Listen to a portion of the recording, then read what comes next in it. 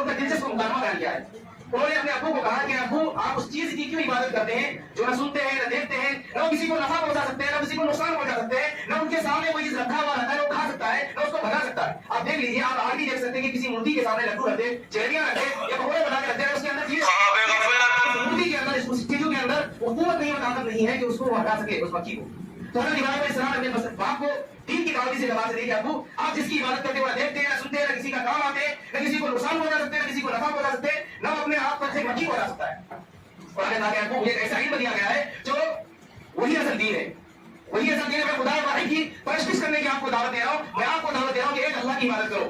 लेकिन बाप ने भी क्या किया, बाप ने कहा कि अगर तुम मेरी माबूदों की अगर तुम अगर जो है बदतमीजी करोगे मेरे माबूदों के साथ, मेरे माबूदों की तस्वीर करोगे, मेरे माबूदों की जो मजाक उड़ाओगे, लाम जुमन का वजूनी मरिया, तो मैं तुझे पत्थरों से संसार कर दूंगा, इनमें तुझे पत्थर मार मार के तुझे मार डालूंगा।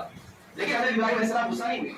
आगे क्या फरमाया कुरान के अंदर कि सलाम अलैकुम सस्ता रसूल का मुक्ति कि अब्बा आप पर सलामती हो, अब्बा आप पर सलामती हो, मैं आपके लिए अपने रब से मग़फ़िरत तलब करूंगा कि अल्लाह इसको ईमान में दाखिल कर दे। उन्होंने जो बाप ने जो बेटे को कहा कि मैं पत्थर से संसार कर दूंगा, वो गुस्सा नहीं हुए, बल्कि तो दीन की दावत देता है उसे गुस्सा होना ही पड़ता। पहली बात तो अम्बिया किराम को इतनी ट्रेनिंग दी जाती थी और उनका दिल इतना साफ किया जाता था कि वो कितना भी उसमें जुल्म सितम करते वो गुस्सा नहीं होते थे। तो उन्होंने अपने बाप को कहा कि अब्बा आप पर सलामती हो, बल्कि ये मुदारी करने की वजह आप पर सलामती हो, और मैं आपके लिए मैं अपने रब से आपकी मग़फ़िरत की दरख्वास्त करूंगा, मग़फ़िरत से यानी आपके ईमान लाने की जो है दुआ करूंगा।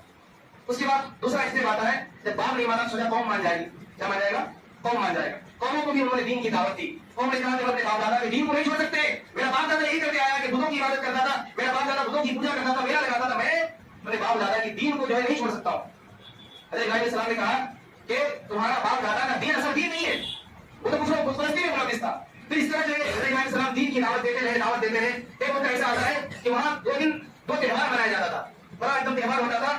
तो हज़रत इब्राहीम अलैहिस्सलाम को आगे दावत दी, इस वजह से दावत दी कि वो हमारे त्योहार में जाए और उसमें त्योहार में जाने के बाद जो है वो हमारे तरफ क्या हो जाए, उनकी दिलचस्पी बन जाए। तो हज़रत इब्राहीम अलैहिस्सलाम ने कहा तो मैं बीमार हूं, हालांकि बीमार नहीं थे, वहां उन्होंने क्या हर चीज इख्तियार किया था, उन्होंने झूठ नहीं बोला था, बल्कि उससे बचने के लिए कहा कि मैं बीमार हूं, मैं नहीं जा सकता हूं। अल्लाह ताला को वही कर दिया था कि तुम्हें यहाँ एक मैसेज देना है लोगों को, दीन की दावत किस तरह दी जाएगी। जब वो लोग मेला में चले गया तो हज़रत इब्राहीम अलैहिस्सलाम उनके बुत खाने लगे और देखा कि बड़े बड़े बुत रखा हुआ है, शानदार बुत रखा हुआ है। हज़रत इब्राहीम अलैहिस्सलाम ने क्या किया, तमाम बुतों को तोड़ दिया और सबसे बड़ा बुत था उनके ऊपर क्या कर दिया, उसको ऊपर जो कुल्हाड़ी में लटका दिया।